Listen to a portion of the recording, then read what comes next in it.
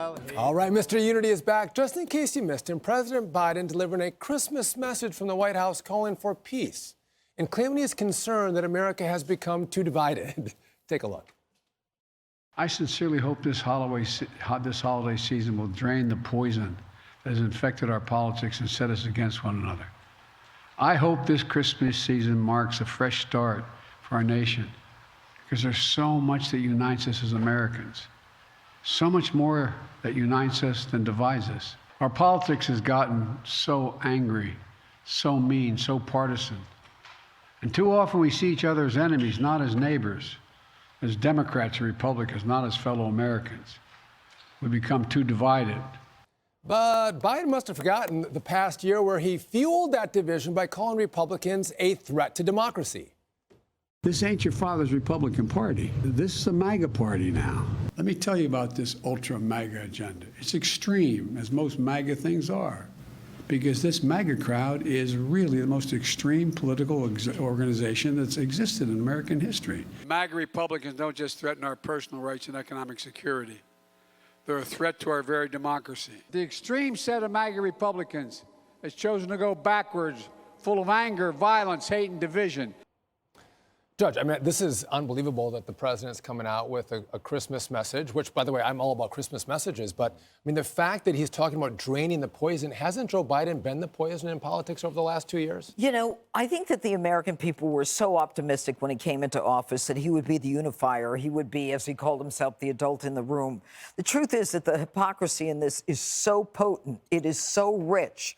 You know, for the man who is talking about this phony unity rhetoric now, I mean, he called half of Americans, the MAGA Republicans who voted for Donald Trump, who was 73, 74 million, we're extremists. We're semi-fascist. We're the people who are creating this threat to democracy. I mean, he's calling half of America that. But he says that we live in the lies and the shadow of lies, that we don't know the light of truth. He's almost like he's somebody at a pulpit who's telling us that you are condemned for life.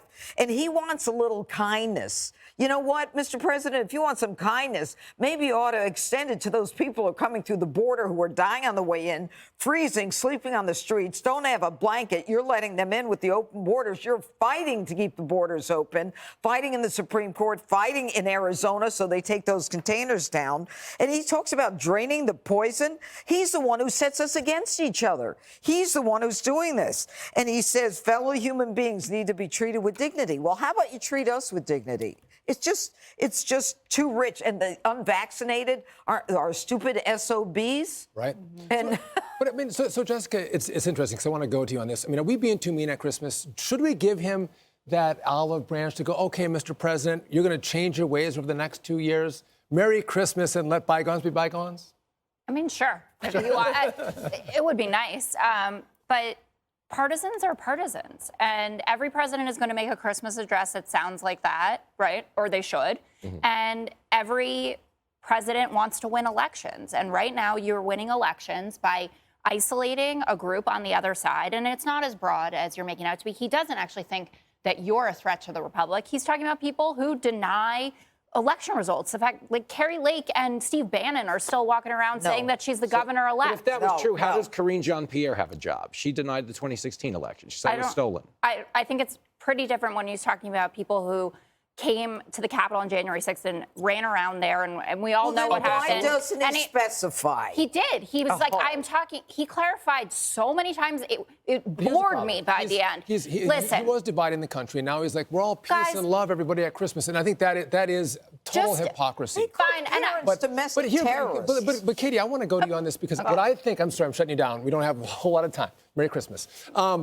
Happy Hanukkah. Happy Hanukkah. My thought is that as Joe Biden sees on January 3rd, Republicans are going to take over the Congress, he's like, well, listen, they might investigate me and Hunter and our shady business dealings. Maybe I have to make peace before they take over. I think it sounds a lot like he's running in 2024. We know that he's discussing this with his family over the Christmas holiday. I actually agree with Jessica. You know, I wish that presidents would just make statements about Christmas and the season and what Christmas or Hanukkah or whatever holiday is all about, rather than injecting the politics into it and being dishonest about, well, you know, we have poison in our politics and we should treat everybody with respect. That is what he ran on in 2020. It was a lie. It's not true. He is one of the most divisive presidents we've had in modern history. He did say that for the vaccinated, we are looking at a winter of severe illness and death. That was a lie, but politics is a blood sport. So just keep the Christmas message about Christmas, talk about that, and then be honest about the fact that it's tough to deal with Republicans and Democrats, and there are very divided interests in this country depending on which party you're in. Do you agree with that, Jessica? I do. I think we're echoing the same sentiment about this. And people should just call a spade and know the difference between a Christmas message and a speech that you're making when you're heading into a hotly contested midterms. They're going to be vastly different. And this was both, right? He was talking politics. No, Christmas, he which was was. Katie's point. Saying take politics out of your Christmas dinner is not talking about politics. He's not saying like, and by the way, I hate Mitch McConnell. He just said, go have a turkey. He's saying poison's been injected into our politics as if he has nothing to do with that, and as if Democrats don't have anything to do with that when they absolutely do, based on their rhetoric and things that Joe Biden has said. Jimmy Failla, your take. I mean, if you wanted to end the divisiveness in the politics, this was a year where you would just cut Joe Biden's mic, because he did say a lot of divisive things. I actually don't think he hates Mitch McConnell. I know you were kidding, but Mitch McConnell's outspending anybody in the Democratic Party right now. He stole our Supreme Court. Did he? Well, hey, but this is who Biden is. Biden is the Tony Clifton of politics. There was an old Andy Kaufman character.